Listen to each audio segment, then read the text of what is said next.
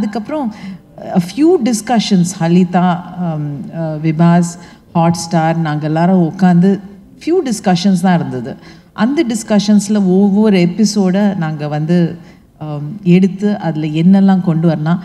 என்னோட ஆசை என்னென்னா யதார்த்தமான ஒரு பெண் அவளுடைய வாழ்க்கையை காட்டணுங்கிறது தான் என்னுடைய ஆசையாக இருந்தது.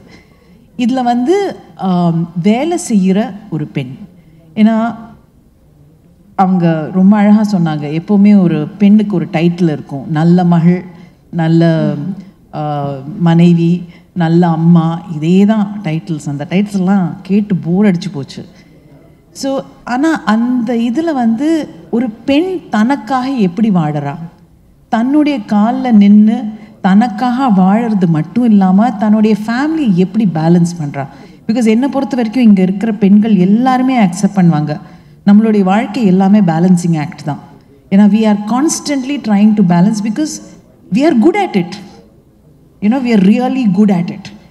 ஐ don't think, sorry, but I don't think the male species know how to balance. அது இட்ஸ் தேர், அவங்களோட டிஎன்ஏலே அப்படி தான் இருக்குது. ஆனால் பெண்கள் வந்து அவங்களுடைய பேலன்சிங் வந்து அது நேச்சராகவே நமக்கு கொடுத்துருக்கு.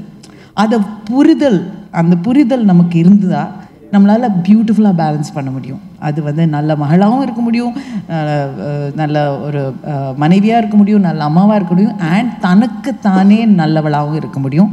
நம்ம வந்து we are able to achieve, and அந்த that we can see in the last 10-15 years. So good வைஃப்பில் இருக்கிற தருணிகாங்கிற கேரக்டர் வந்து is very close to most women and they will all connect with her beautifully. So ஏன்னா அவள் எப்படி balance பண்ணுறா தன்னுடைய வாழ்க்கை, தன்னுடைய இமோஷன்ஸ், அவள் அம்மாவாகவும் இருக்கா, அவள் மனைவியாகவும் இருந்தா, அது அவளோட வீடு, அட் த சேம் டைம் அவளோட career and who she is, அவளோட தேடுதல் தான் இந்த குட் வைஃப்ங்கிற ஒரு சீரீஸில். ஃபேண்டாஸ்டிக்.